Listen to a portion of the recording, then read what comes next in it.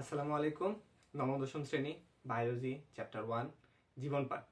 এর আগে একটা লেকচার হয়েছে, আজকে দ্বিতীয় লেকচার। তো প্রথম লেকচারে আমি বলছিলাম যে আমরা অ্যানালাইসিং পার্টটা পড়ব, যে এই চ্যাপ্টারের কোথায় থেকে কোশ্চেন আসে, সিকিউ এমসিকিউ কোশ্চেন আসে, এটা আমরা আজকে জানবো। তাহলে এই টপিকগুলো পড়তে আমাদের সুবিধা হবে এবং কোনগুলো ইম্পর্টেন্ট, কোনগুলোর প্রতি বেশি নজর দিতে হবে এই জিনিসটা আমরা বুঝতে পারবো। পরীক্ষার সময় এটা আমাদের বেশি কাজে লাগবে। তাহলে চলো শুরু করা যাক আজকে লেকচারটা। তো প্রথমে সিকিউ টাইপ। সিকিউ কোথায় থেকে আসে আমাদের এই চ্যাপ্টারে? রাজ্যগুলোর উন্নতি ও পার্থক্য। এটা আমরা এখন বলবো যে হুইটেকারের যে 5টি রাজ্য দেয়, ওই রাজ্যগুলোর এই উন্নতি এবং পার্থক্যটা আমরা একটু পরে এটার বিস্তারিত আলোচনা করব। দ্বিপদী নামকরণ ও ব্যাখ্যা, এটা থেকে একটা সৃজনশীল আসে বা সৃজনশীলের গ বা ঘতে আসে। নেস্টেড হায়াজাকি, এর মানে হলো শ্রেণীবিন্যাসের ধাপগুলোকে এটা নাম দেওয়া হয় নেস্টেড হায়াজাকি, এর ধাপ। এখন এমসিকিউ যদি আমরা ধরি, তাহলে এমসিকিউর ক্ষেত্রে গত ক্লাসে আমরা পড়ছিলাম না ফলিত এবং ভৌত শাখা। ফলিত এবং ভৌত শাখা থেকে আমাদের এমসিকিউ গুলো আসে। তোমরা যদি জিজ্ঞেস করে যে হরমোনের কাজ নিয়ন্ত্রণ করে কোনটি, বা ভ্রূণের কাজ নিয়ন্ত্রণ করে কোনটি, তাহলে ভ্রূণটা কি হবে? এমব্রায়োলজি। এরকম এমসিকিউ গুলো আসবে। বা শোষণ নির্ভর করে কোন শাখার মধ্যে, এগুলো আমাদের ভৌত এবং ফলিত শাখাগুলো সবগুলো মনে রাখতে হবে। গত ক্লাসটা দেখে নিও, ওইখানে শুধু ইম্পর্টেন্ট গুলো বলা আছে, কিন্তু আমাদের বইয়ে সবগুলো আমাদের পড়া উচিত। তো এখন আসছি এমসিকিউ এর দ্বিতীয় টাইপ, রাজ্য থেকে। এখানে যে দেখতেছো না রাজ্যগুলোর উন্নতি এবং পার্থক্য, ওই সেম রাজ্য থেকে আমাদের কোশ্চেন আসবে। এটা 5টি রাজ্য আছে, 5টি রাজ্যের মধ্যে এখানে প্রশ্ন আসবে। এবং তৃতীয় নাম্বার আছে দ্বিপদী নামকরণ।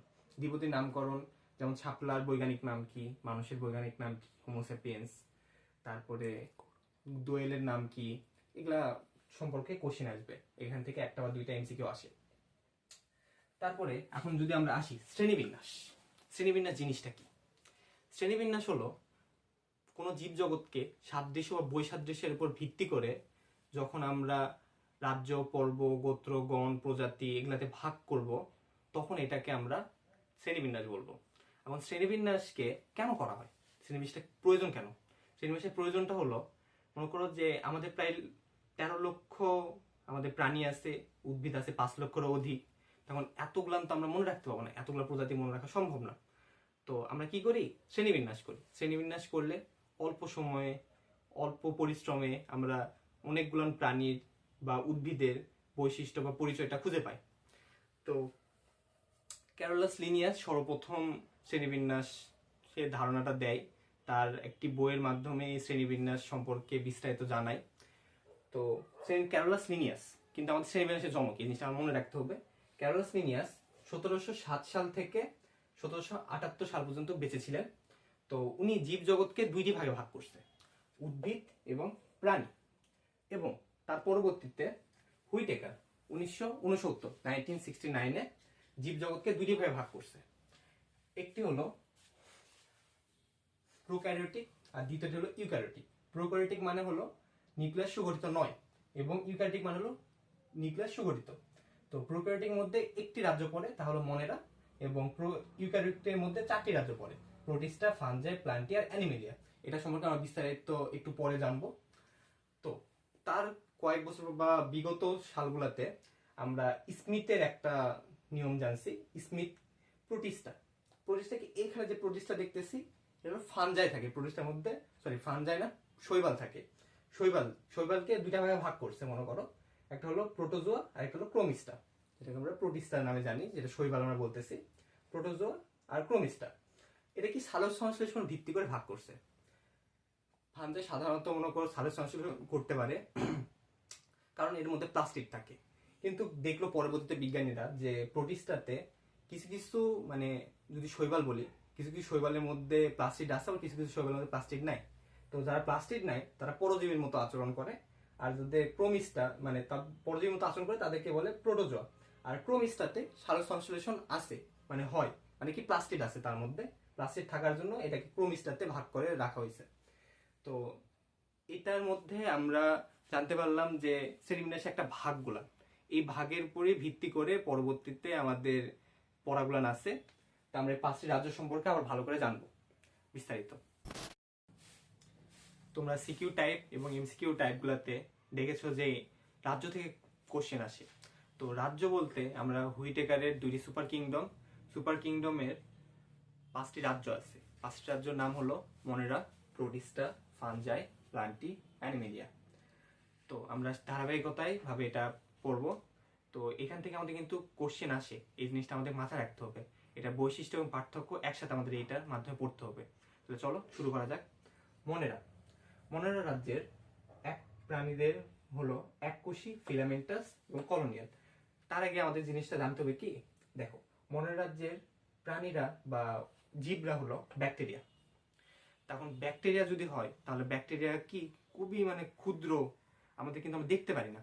তাহলে কি তারা এককোষী, কলোনিয়াল মানে হলো দলবদ্ধভাবে থাকে, আর ফিলামেন্টাস লম্বালম্বি ভাবে বাস করে বা একটি কোষের পরে আরেকটি কোষ হয়, এটাকে ফিলামেন্টাস বলে। তাহলে এখন প্রোটিস্টা যদি রাজ্যে যাই, আমরা কিন্তু ধারাবাহিকভাবে একটার সাথে আরেকটা তুলনা করে কিন্তু পড়বো। প্রোটিস্টা রাজ্য মনের রাজ্য থেকে একটু উন্নত। এটা এককোষী এবং বহুকোষীয় হতে পারে, এটা একক হতে পারে, কলোনিয়ালও হতে পারে, কিন্তু আবার এটা ফিলামেন্টাস, আমরা কিন্তু বুঝছি একটু উন্নত হলো কিন্তু। এবং ফানজাই এককোষী, মাইসিলি হলো সরু সুতার মতো একটু তন্তু, ওই সরু সুতার মতো তন্তু দ্বারা ফানগাস বা ফানজাই পর্বের প্রাণীরা তৈরি হয়।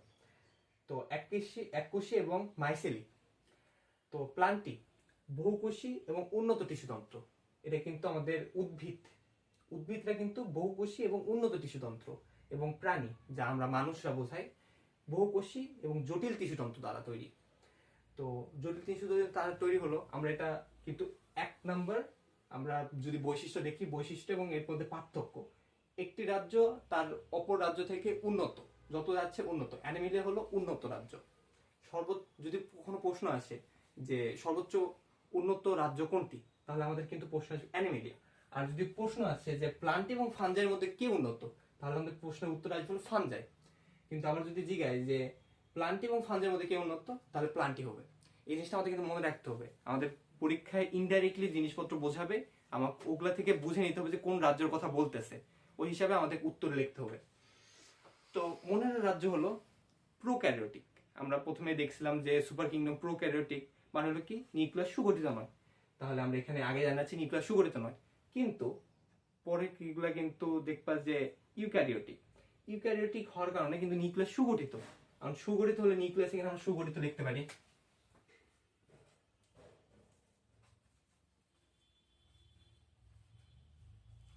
নিউক্লিয়াস সুগঠিত এবং প্রত্যেকটা পর্বেরই এখানে রাজ্যেরই বৈশিষ্ট্য হলো সুগঠিত, নিউক্লিয়াস সুগঠিত হয়। আমরা ভিডিওটা যেন একটু বড় না হয় এবং তোমরা বুঝতে যেন সুবিধা হয়, এজন্য আমরা কিন্তু না লিখে জিনিসটা যেগুলো সেম আছে সেগুলো আমরা পাশাপাশি ডট ডট ডট দিয়ে দিলাম বা সমান চিহ্ন দিয়ে দিলাম, বুঝে নিই। ক্রোমাটিন বস্তু বলতে ক্রোমোজোমের ভিতরে যে বস্তুগুলো থাকে ওটাকে ক্রোমাটিন বস্তু বলে। ক্রোমাটিন বস্তুতে শুধু ডিএনএ থাকে। কোথায় থাকে? মনের রাজ্যের বৈশিষ্ট্যের মধ্যে একটি হলো ক্রোমাটিন বস্তুতে ডিএনএ থাকে। কিন্তু প্রোটিস্টা, ফানজাই এবং প্লান্টি এখানে শুধু ডিএনএ থাকে না। কারণটা হলো এখানে নিউক্লিয়াস সুগঠিত হওয়ার জন্য এখানে ডিএনএ, আরএনএ ও প্রোটিন থাকে। এখানে সবগুলা সেম। তাহলে কি আমাদের মনে রাখার সুবিধা না? দেখো আমরা যদি একটা রাজ্যের সাথে শুধু মনে রাখি তাহলে দেখবা যে অটোমেটিকলি আমরা সবগুলো মনে রাখতে পারবো সহজে। তো ডিএনএ, আরএনএ এবং প্রোটিন এবং ফানজাই, প্লান্টি সবকটার ক্ষেত্রে এগুলো আমরা সেম মনে রাখলাম। সাইটোপ্লাজম অঙ্গাণু থাকে না। সাইটোপ্লাজমে অঙ্গাণু থাকে না। এটার মধ্যে সাইটোপ্লাজম অঙ্গাণু বলতে কি বোঝায়? একটা কোষের মধ্যে বা এক কোষের মধ্যে দেখবা যে একটু তরল থকথকে অংশ থাকে, যেটার মধ্যে নিউক্লিয়াস বাদে যে অংশটুকু থাকে সেটাকে আমরা সাইটোপ্লাজম বলি। যদি আমার নিউক্লিয়াস যুক্ত হয় তাহলে ওটা প্রোটোপ্লাজম বলি, ওইটা আমরা পরের অধ্যায়ে পড়বো। তো সাইটোপ্লাজমের অঙ্গাণু কিন্তু থাকে না। অঙ্গাণু থাকে না, কিন্তু এর মধ্যে রাইবোজোম থাকে। এটা আমরা পরে উল্লেখ করে নিও যে এখানে রাইবোজোম থাকে।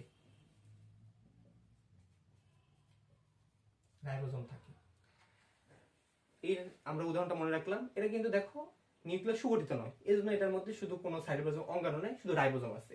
কিন্তু এটার মধ্যে সাইটোপ্লাজমের সকল অঙ্গাণু আছে। কি বুঝলাম আমরা? যে নিউক্লিয়াস সুগঠিত হওয়ার কারণে এখানে সকল ধরনের অঙ্গাণু আছে, আমরা যদি একটা মনে রাখি বাকি দেখো সব আমরা পাই যাব। তো এখন আছে প্লাস্টিডের দিকে আসি আমরা। প্লাস্টিড থাকলে কি হয়, সার্কুলেশন করতে পারে, তার শক্তি শোষণ বা তৈরি তো লাগবে, তাই প্লাস্টিড নাই। আর এটা দেখবো যে প্লাস্টিড আছে, প্লাস্টিড আছে।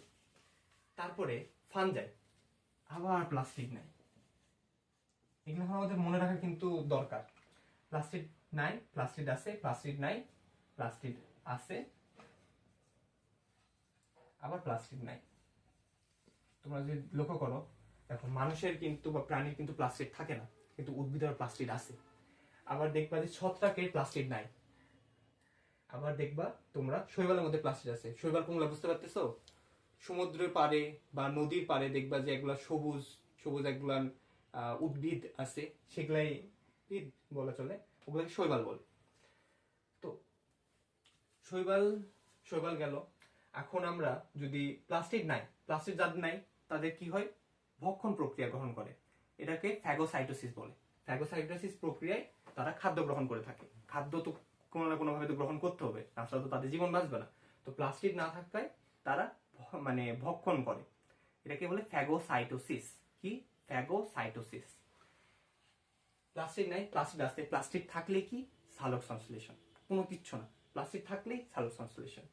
ফানজাই, প্লাস্টিক নাই তাহলে কি ফ্যাগোসাইটোসিস, প্লাস্টিক আছে তাহলে কি সালোক সংশ্লেষণ। আর এখানে অ্যানিমেলিয়ার শুধু একটু পার্থক্য আছে, আমরা একটু উন্নত জীব, তাহলে উন্নত জীব যেহেতু, তাহলে এখানে প্লাস্টিক নাই, আমরা গলদ্ধকরণ করি। গলদ্ধকরণ কি? আমরা খাবারটাকে হজম করি, পরিপাক করি, এটাকে গলদ্ধকরণ বলে। এখন যদি আমরা বিভাজনটা পড়ি, মানে বংশ বৃদ্ধি তারা কিভাবে করে, রাজ্যের প্রাণীগুলো কিভাবে বংশ বৃদ্ধি করে। বংশ বৃদ্ধি করা হলো দ্বিবিভাজন। মনে রাখবে প্রাণীটা, রাজ্যের প্রাণীরা দ্বিবিভাজন প্রক্রিয়ায় বংশ বৃদ্ধি করে। দ্বিবিভাজনটা কি? আমরা কিন্তু দ্বিবিভাজন নামটা থেকে সবাই পরিচিত না, কিন্তু অ্যামাইটোসিস নামটা কিন্তু অনেক পরিচিত। অ্যামাইটোসিসের মাধ্যমে, অ্যামাইটোসিস হলো ক্ষুদ্র মানে যারা প্রাণী বা ব্যাকটেরিয়া জাতীয় যেগুলা জীব হয় তাদের ক্ষেত্রে কিন্তু দ্বিবিভাজন প্রক্রিয়া হয়ে থাকে বা অ্যামাইটোসিস হয়ে থাকে। আবার আমরা প্রোটিস্টাতে যদি যাই, প্রোটিস্টাতে অযৌন জনন ঘটে এবং যৌন জননও ঘটে, মানে যৌন জনন এবং অযৌন জনন একসাথে ঘটে। অযৌন জনন ঘটে হলো মাইটোসিসের মাধ্যমে। মাইটোসিস কি? আমরা যখন তৃতীয় অধ্যায় পড়বো তখন আরো এগুলা বিস্তারিত জানবো। মাইটোসিস কোষ বিভাজনের মাধ্যমে হয়, এটাকে আমরা সমীকরণিক বিভাজন বলি। এবং অযৌন মানে যৌন, কনজুগেশন। কনজুগেশন কি? ডিএনএ এর আদান প্রদানকে কনজুগেশন বলে।